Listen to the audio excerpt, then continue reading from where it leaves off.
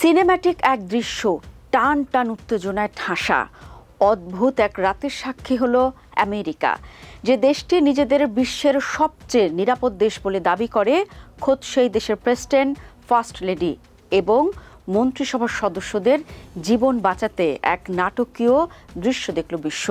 অন্য দেশে যুদ্ধ বাঁধানো মার্কিন নেতারা হয়তো কিছু মুহূর্তের জন্য হলেও অনুধাবন করতে পারলেন জীবনের মূল্য আসলে কতটা।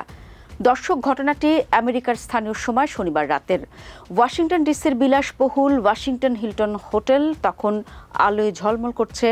হোয়াইট হাউসে কর্মরত সাংবাদিকদের সংগঠন হোয়াইট হাউস করেসপন্ডেন্টস অ্যাসোসিয়েশনের বার্ষিক নৈশভোজের আয়োজন। আমন্ত্রিত অতিথিদের তালিকায় খোদ president Donald Trump, first lady Melania Trump, vice president এবং মন্ত্রিসভার প্রায় সব প্রভাবশালী সদস্য। হাজারের বেশি নামি দামি অতিথি আর সংবাদ মাধ্যমের তারকাদের উপস্থিতিতে চারিদিকে তখন উৎসবের মেজাজ। কিন্তু কে জানতো, এই জমকালো আয়োজনের আড়ালেই ওত পেতে আছে এক বীভৎস আতঙ্ক। নৈশভোজের আসর তখন জমে উঠেছে। প্রেসিডেন্ট ট্রাম্পও স্বভাবসুলভ ভঙ্গিতে খাবার টেবিলে বসে অতিথিদের সাথে আলাপচারিতায় ব্যস্ত। ঠিক সেই মুহূর্তে হিলটন হোটেলের শান্ত পরিবেশকে চিরে দিয়ে কানে এলো বিকট শব্দ।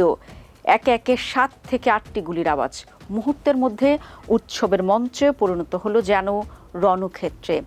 ব্যাংকেট হলের ভেতরে তখন হুড়োহুড়ি আর কান ফাটানো চিৎকার। নিরাপত্তার দায়িত্বে থাকা সিক্রেট সার্ভিস সদস্যরা কালক্ষেপণ না করে মুহূর্তের মধ্যে প্রেসিডেন্ট ও ফার্স্ট লেডিকে ঘিরে ফেলেন।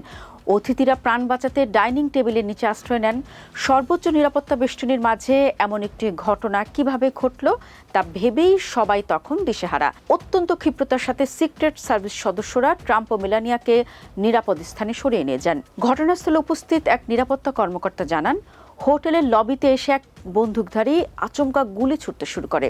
সংবাদ মাধ্যমের ফুটেজে দেখা যায় গুলির শব্দ শুনে ব্যাংকেট হলের ভেতর আতঙ্ক ছড়িয়ে পড়ে। সিক্রেট সার্ভিসের সাহসী সদস্যরা তাৎক্ষণিক প্রতিক্রিয়ায় বন্দুকধারীকে রুখে দাঁড়ান। পরবর্তীতে হোয়াইট হাউসের ব্রিফিং রুমে ট্রাম্প নিজেই ঘটনার বর্ণনা দিতে গিয়ে জানান, হামলাকারী ছিল একজন সম্ভাব্য হত্যাকারী। তার কাছে একাধিক শক্তিশালী অস্ত্র ছিল। সে একটি নিরাপত্তা চৌকি ভেঙে ভেতরে প্রবেশের চেষ্টা করে এবং নিরাপত্তারক্ষীদের লক্ষ্য করে গুলি চালায়। সিক্রেট সার্ভিসের একজন সদস্য খুব কাছ থেকে গুলিবিদ্ধ হন, তবে উন্নত মানের বুলেট প্রুফ ভেস্টের কারণে তিনি প্রাণে বেঁচে যান। হামলাকারীকে শেষ পর্যন্ত নিষ্ক্রিয় করে হেফাজতে নেওয়া হয়। বিভিন্ন গণমাধ্যম দাবি করেছে তাকে গুলি করে হত্যা করা হয়েছে, যদিও সঠিক তথ্য নিয়ে ভিন্ন ভিন্ন মত পাওয়া গেছে। প্রাথমিক তদন্তে জানা গেছে সন্দেহভাজন ওই হামলাকারী 30 বছর বয়সী এক যুবক, যিনি ক্যালিফোর্নিয়া থেকে ওয়াশিংটনে এসেছিলেন। ট্রাম্প তাকে খুবই অসুস্থ মানসিকতার মানুষ বলে অভিহিত করেছেন। তার উদ্দেশ্য যে নিছক আতঙ্ক তৈরি করা নয়, বরং বড় ধরনের কোনো হত্যাকাণ্ড ঘটানো ছিল তা তার কাছ থেকে একাধিক অস্ত্রই প্রমাণ করে। ঘটনার কিছু সময় পর ট্রাম্প ও মেলানিয়াকে নিরাপদ বেষ্টনীতে হোয়াইট হাউসে ফিরিয়ে নেওয়া হয়। সেখানে এক সংবাদ সম্মেলনে ট্রাম্প বলেন, এই আয়োজনটি ছিল বাক স্বাধীনতার প্রতীক এবং জাতীয় ঐক্যের মঞ্চ। অথচ এমন এক জায়গায় এই হামলা অত্যন্ত ন্যাক্কারজনক।